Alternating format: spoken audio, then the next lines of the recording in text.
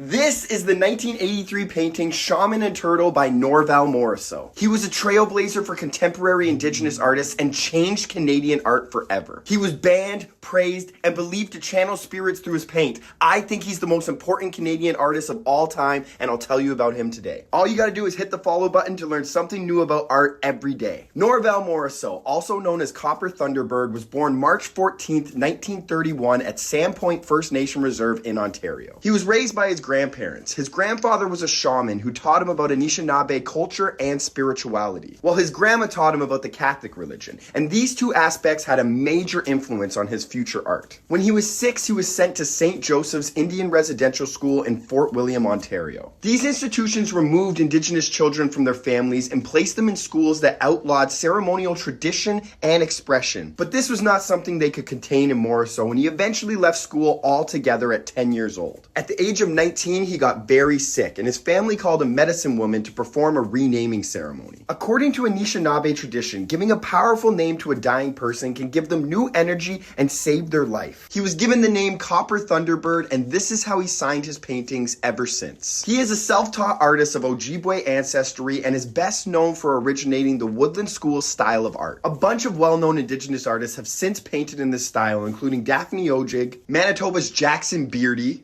and Alberta's Alex Janvier. In 1969, Norval Morrisseau had one of his first international exhibits in the south of France. And that's when many in the art world started referring to him as the Picasso of the North. In 1973, Morrisseau was incarcerated for public drunkenness in Kenora, Ontario. But even in jail, he continued to paint. This is where he created one of his most noteworthy works titled Indian Jesus Christ. In 1980, Morrisseau was diagnosed with Parkinson's and began to fade from the public eye. But in 2006, he returned to the spotlight with a solo exhibition at the National Gallery of Canada. It was the first time the gallery held a retrospective exhibit for a contemporary Indigenous artist. On December 4th, 2007, he died of cardiac arrest in the Toronto General Hospital. He was buried in Northern Ontario on Anishinaabe land, and he is, to me, the greatest Canadian painter of all time.